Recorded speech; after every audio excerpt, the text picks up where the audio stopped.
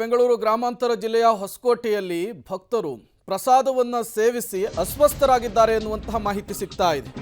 ಹೊಸಕೋಟೆಯಲ್ಲಿ ಪ್ರಸಾದವನ್ನು ಸೇವಿಸಿ ನೂರಾರು ಜನ ಭಕ್ತರು ಅಸ್ವಸ್ಥರಾದಂತಹ ಘಟನೆ ನಡೆದಿದೆ. ಹನುಮ ಜಯಂತಿಯ ಹಿನ್ನೆಲೆಯಲ್ಲಿ ನಿನ್ನೆ ಪ್ರಸಾದ ವಿತರಣೆಯನ್ನು ಮಾಡಲಾಗಿತ್ತು. ಹೊಸಕೋಟೆಯ ವೆಂಕಟರಮಣ ಸ್ವಾಮಿ ಕೋಟೆ ಆಂಜನೇಯ ಸ್ವಾಮಿ ದೇವಸ್ಥಾನದಲ್ಲಿ ಪ್ರಸಾದ ಹಂಚಿಕೆಯಾಗಿತ್ತು. ಊರುಬಾಗಿಲು ಆಂಜನೇಯ ಸ್ವಾಮಿ ದೇವಾಲಯದಲ್ಲಿ ಪ್ರಸಾದ ವಿತರಣೆಯಾಗಿತ್ತು. ಪುಳಿಯೋಗರೆ, ಪಾಯಸ, ಲಡ್ಡುವನ್ನು ತಿಂದಿದ್ರು ಭಕ್ತರು. ಅವರಿಗೀಗ ವಾಂತಿ ಭೇದಿ. ಹೊಸಕೋಟೆ ನಗರದ ಖಾಸಗಿ ಆಸ್ಪತ್ರೆಗಳಿಗೆ ಅಸ್ವಸ್ಥರನ್ನ ದಾಖಲಿಸಲಾಗ್ತಾ ಇದೆ. ಆಸ್ಪತ್ರೆಗಳಲ್ಲಿ ನರಳಾಡ್ತಾ ಇದ್ದಾರೆ ಅಸ್ವಸ್ಥರು ಅನ್ನುವಂತಹ ಮಾಹಿತಿ ಸಿಗ್ತಾ ಇದೆ. ನೀವು ಕೂಡ ವಿಜುವಲ್ಸ್ ಅನ್ನ ಗಮನಿಸ್ತಾ ಇದ್ದೀರಿ.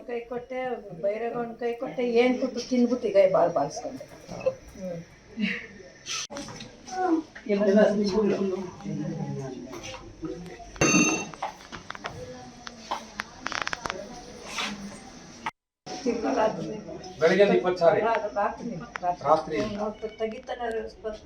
ಇವಾಗ ಹೊಟ್ಟೆ ನೋವು ವಾಂತಿ ನಿಂತವೆ. ವಾಂತಿ ಕಡಿಮೆ ಆಗಿದೆ. ಇದು ಬಂದ್ಮೇಲೆ ಕಮ್ಮಿ ಆಯ್ತು. ಬೇರೆ 20 ಇದೇ ನೀರೋದಾಗ ಓದ್ತದೆ. ನೀವು ಯಾವ ದೇವಸ್ಥಾನದಲ್ಲಿ ತಿಳಿತೀರಿ? ಅಲ್ಲಿ ಆಂಜನೇಯ ಮತ್ತಷ್ಟು ಡೀಟೇಲ್ಸ್ ಅನ್ನು ಕೊಡ್ತಾರೆ ನಮ್ಮ ಪ್ರತಿನಿಧಿ ಅಂಬರೀಶ್ ಮಂಜು. ದೂರವಾಣಿ ಸಂಪರ್ಕದಲ್ಲಿ ಜಾಯ್ನ್ ಆಗಿದ್ದಾರೆ. ಅಂಬರೀಶ್ ಮಂಜು, ಏನಾಯ್ತು ಅಂತ ಹೇಳಿ ಆರೋಗ್ಯಾಧಿಕಾರಿಗಳೇನಾದ್ರೂ ಈ ಬಗ್ಗೆ ಮಾಹಿತಿಯನ್ನು ಕೊಡ್ತಾ ಇದ್ದಾರಾ ಫುಡ್ ವಿಚಾರಕ್ಕೆ ಸಂಬಂಧಪಟ್ಟಂತೆ ಅಂತ? ಖಂಡಿತ ಪ್ರೇಮ್ ಕುಮಾರ್, ಈಗಾಗಲೇ ಹೊಸಕೋಟೆ ನಗರದಲ್ಲಿ ಸಾಕಷ್ಟು ದೇವರುಗಳಲ್ಲಿ ಪ್ರಸಾದ ತಿಂದು ಈಗ ಆಸ್ಪತ್ರೆಗಳಲ್ಲಿ ಸೇರಿರುವಂತ ಘಟನೆ ನಡೆದಿರುವಂತದ್ದು. ಇದಕ್ಕೆ ಪ್ರಮುಖ ಕಾರಣ ಅಂದ್ರೆ ಒಂದ್ ಕಡೆಗೆ ವೈಕುಂಠ ಏಕಾದಶಿ ಇತ್ತು, ಜೊತೆಗೆ ನಿನ್ನೆ ಹನುಮ ಜಯಂತಿ ಇತ್ತು. ಹನುಮ ಜಯಂತಿ ಜೊತೆಗೆ ಇವೆರಡು ಇದ್ರ ಹಿನ್ನೆಲೆಯಲ್ಲಿ ದೇವಸ್ಥಾನಗಳಲ್ಲಿ ಪ್ರಸಾದವನ್ನ ಭಕ್ತಾದಿಗಳಿಗೆ ಹಂಚ್ತಾ ಇದ್ರು.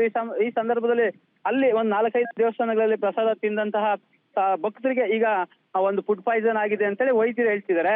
ಜೊತೆಗೆ ಏನಂತಂದ್ರೆ ಈಗಾಗಲೇ ಬೆಂಗಳೂರು ಇರ್ಬೋದು ಅಥವಾ ಬೇರೆ ಬೇರೆ ಆಸ್ಪತ್ರೆಗಳು, ಕೋಲಾರ ಈ ಭಾಗದಲ್ಲೂ ಸಹ ಸಾಕಷ್ಟು ಪೇಷಂಟ್ ಏನು ಅಲ್ಲಿ ಫುಡ್ ಪಾಯ್ಸನ್ ಆಗಿ ಈಗ ಚಿಕಿತ್ಸೆಗಾಗಿ ದಾಖಲಾಗಿದ್ರೆ, ಇನ್ನು ಹೊಸಕೋಟೆಯಲ್ಲಿ ಈಗಾಗಲೇ 2 ಆಸ್ಪತ್ರೆಯಲ್ಲಿ ಐಸಿಯುಲಿ ಸುಮಾರು 30 ಜನ ಇದ್ದಾರೆ ಅಂತ ಹೇಳಲಾಗ್ತಿರೋಂಥದ್ದು.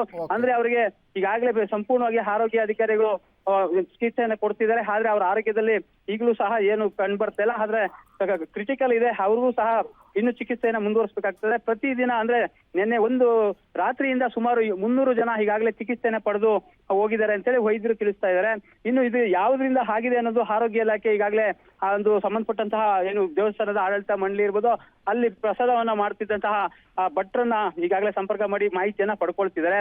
ಅದು ವಾಟರ್ ಇಂದ ಆಗಿದೆಯಾ ಅಥವಾ ಬೇರೆ ಆಹಾರದಿಂದ ಏನಾದ್ರು ಪ್ರಸಾದದಿಂದ ಆಗಿದೆಯಾ ಅನ್ನೋದ್ರ ಬಗ್ಗೆ ಈಗ ಆರೋಗ್ಯ ಇಲಾಖೆಯವರು ತನಿಖೆಯನ್ನ ಮುಂದುವರಿಸಿರುವಂತದ್ದು. ಪ್ರೇಮ್ ಕುಮಾರ್, ಥ್ಯಾಂಕ್ ಯು ಅಂಬರೀಶ್ ಮಂಜು ತಮ್ಮೆಲ್ಲ ಮಾಹಿತಿಗಾಗಿ.